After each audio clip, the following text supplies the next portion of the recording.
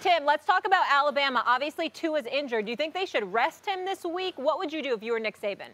Well, I've heard good things about Tua this week in practice. I think his knee is getting better and he's getting more comfortable with it. What I would do and how I'd handle the situation is I would see how he looks in warm-ups and see how he starts the beginning of the game, but also knowing that you have Jalen Hurts, who's probably the second best quarterback in the SEC, and he's gotten so much better and he's playing outstanding right now. So if you do feel like Tua's not himself or he's limping, get him out of the game quick, get Jalen in there, and your offense still won't miss a beat. I think that's a luxury that Nick Saban has, and I don't think he's really hesitant on using it as well because he's been able to play Jalen in every game this year. Tim, I want to veer left on this subject and just generically go through this with you. I'm looking at college football right now, and I got to tell you, I love Alabama. I see how dominant they are. I don't know how great it's been for college football this season. It's somewhat compromised to some degree. They're so dominant. It's like, my goodness. Do you, I mean, as a guy that loves and obviously has shined in the sport of college football, talk to me about what you think about this season overall and how it's been in terms of comparing it to what college football is usually like.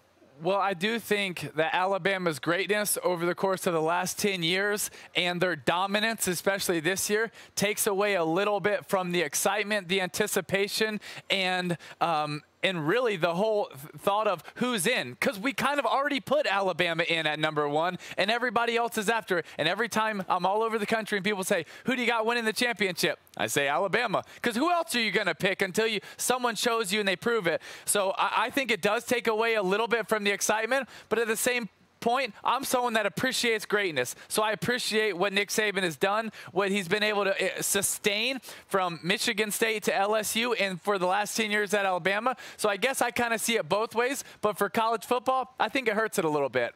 Nick Saban, of course, the gold standard in college football coaching, I would argue, all time, Tim. But let's talk about another supposedly blue-chip coach who's supposed to be an elite coach in Jim Harbaugh, who all of a sudden hasn't looked so bad very recently. Got Michigan State right now. How much pressure is there on him to make the playoff? I think there's a lot of pressure on him to make the playoff, but more than anything, I think there's pressure on him to win a rivalry game. A lot of people built up last week against Wisconsin, but honestly, it didn't mean that much to me because Wisconsin was a team that lost at home to BYU. So I don't give that much credibility. This week, I'm going to give a little bit more because he's 0-4 his time against ranked teams on the road at Michigan. Now he gets an opportunity to play a rival, which he's only 1-5 against at Michigan. So this is a statement. If he can dominate against Michigan State, a team that he's had a tough record against, he hasn't won a ranked road game, this is where they can make a little bit of a statement. Because to me, Wisconsin wasn't a statement at all. That was just a game you need to win, and they did what they were supposed to do. Yeah, this one will tell us a lot. I want to get to another hot topic this week, Tim, and that's Nick Bosa. Obviously, leaving Ohio State, rehab his injury, entering the draft. Talk to me about that decision and also how special this kid is. Well, I think he's special. He's loved at Ohio State. I was talking to their strength coach this morning, Mickey Mariotti, who's probably the best strength coach in the country. He's been doing it forever, and he loves this kid. He almost got teary talking about him. His work ethic, his ability to dominate on the field, how much his teammates love him. And this is a really tough situation because yes, he's got a severe injury, and he would probably be out till early December healing from it.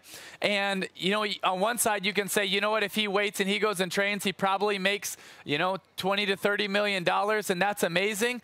But at the same point, when you're 50 years old and you look back, aren't you going to regret it a little bit to say, you know what, my guys went to the playoff and they played Alabama in the championship. I could have been with them, but I was more worried about the money. Listen, your family's already made however many million. You're probably still going to make that. And I get that. You want to be safe and keep your body. And I can see both sides. And, I get where he's coming from. But at the same point, this is a once-in-a-lifetime opportunity. You got a team that has a chance to win a championship. Your brother's got one. You don't want to compete to go win a championship like your brother. And I just think, man, there's a little, for me, what I would do, I would wait. I would get healthy. And if my team was in the playoff, I'm going to compete with my team. But that's who I am. Well, so Tim Tebow, what exactly is it that you're trying to say? And I ask that in this regard.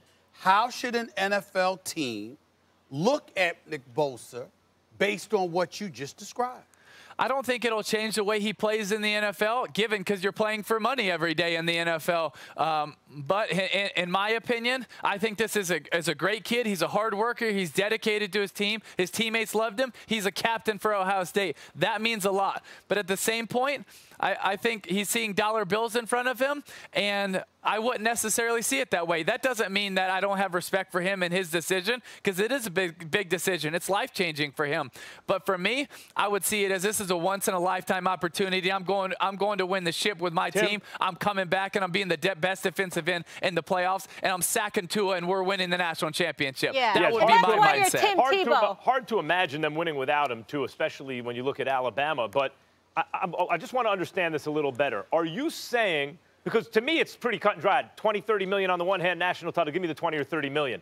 But are you saying, look, it's more likely than not that he doesn't get hurt, like in a career-altering injury? Are you saying that one of the other factors is his brother's already making money? It's not like he's going to be on the streets if he doesn't win. Do all those things factor in for you, or is it simply that you have a commitment to your college team? No, all of those things factor in. Listen, your brother's making tens of millions, and he could support you. Listen, he's your brother. And you're probably, even if you get injured, you're still going to be a high draft pick. But I get that it's a huge, it's a lot of money. It's life-changing. So I understand that. I'm not trying to knock him for it. I'm just trying to say that when you look back, when you're a grandfather, wouldn't you love to take your grandkids back to Ohio State and say, look, no one thought we could beat Alabama, and they had this Heisman Trophy winner in Tua Tagovailoa, but I came back for this semifinal. We were number 4. We beat the number 1 team. Like, I just believe in putting it all out there. I'm putting my chips in. You know what? If I lose, I lose. But at least I'm going down, giving everything I have. That's my ability. That's my thought process. Stephen A. doesn't understand. Stephen A. doesn't understand. See that in the huddle, Stephen A.? That's why that man was a winner.